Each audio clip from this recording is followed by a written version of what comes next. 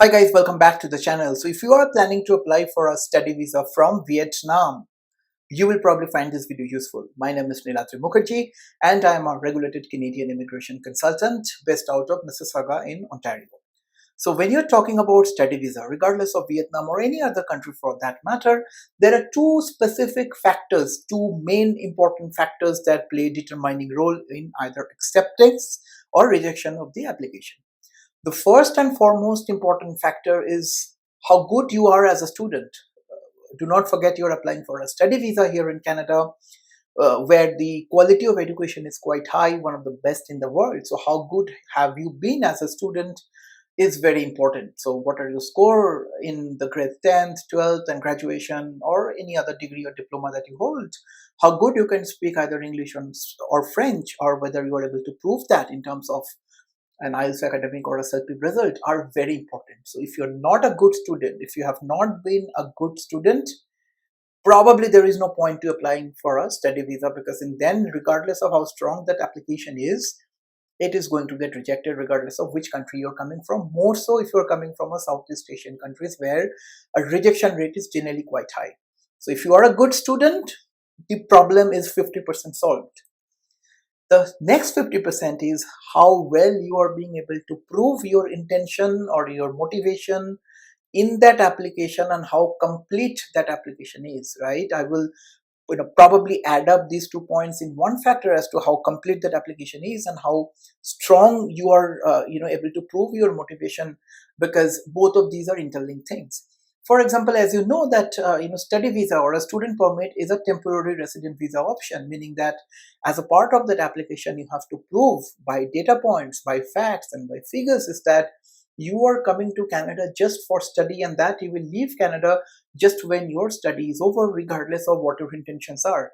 Everybody knows that you are not coming here just to study and that you are going to stay. You are going to apply for your permanent residency in the future if that opportunity arises. But as a part of that application, you have to prove that you will leave Canada. Now, one factor is that how well you write your letter of explanation, or if you end up working with an RCIC, how strong the person is able to prove his point through a submission letter. That's one part of the story. The other part of the story is that what are the intrinsic factors that will help you to prove your motivation to leave Canada. In this specific example, if you're coming from Vietnam, everybody knows that Vietnam is one of the countries that is growing at a very fast rate. It's one of the highest growing countries in South Asia, in Southeast Asia.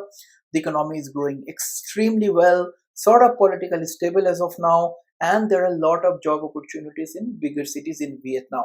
So if you are a good student that is coming from Vietnam to Canada, your motivation to be back in Vietnam could still be very high as compared to many other countries which are not as growing as, for example, with Vietnam.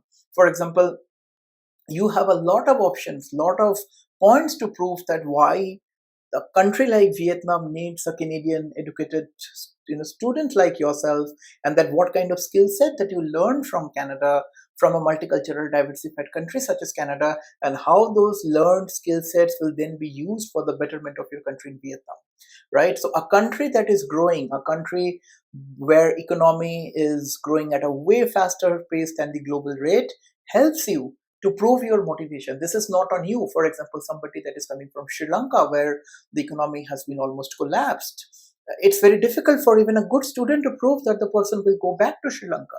But as compared to the fact that if you're coming from Vietnam, you have got that qualitative factors, you have got that external factors working in your favor as of right now, right? So if you're planning to apply for a study visa from Vietnam, this is probably a good time that you have the external factors working in your favor. So obviously, how good you are as a student is the most important, followed by how complete that application is. And now that you know that the external factors are working in your favor, how well you are able to put together everything in that application, how strong your explanation letter is, how complete that application is, or if you're working with an RCIC, how strong the person is able to write the submission letter to explain your case to an immigration officer, will be very important for either your acceptance or the rejection of your visa.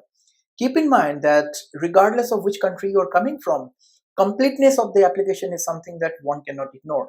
When an immigration officer is reviewing a file, the person should come to know just after looking at the file is that, well, this is just a complete application.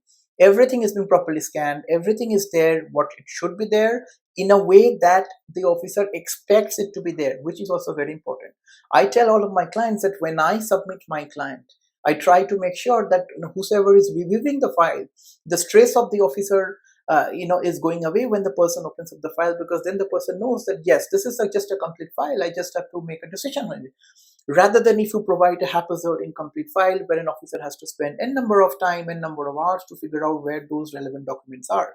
So completeness of the application, along with the external factors that are working in your favor as of right now, along with the fact whether you're a good student or no, is going to determine the success or the failure of the application. But generally speaking, the rejections rate are still very high because the applications are not done correctly. It's not because the officers do not believe that you will not leave Canada. It's just that that thing is not coming out. After many consultations with my clients in Vietnam, I could tell you is that for majority of the cases, what I see is that there, the thought process is there in the mind of the student, but that is not there in the documentation. So the documentation has to be strong as well. If you need my professional assistance with the process, send me an email, book a consultation, contact at nuvonation.ca. I shall be glad to consult you to review the situation to be able to guide you in the right direction. Hope this helps, and I will see you in the next one, guys. Bye now. Cheers.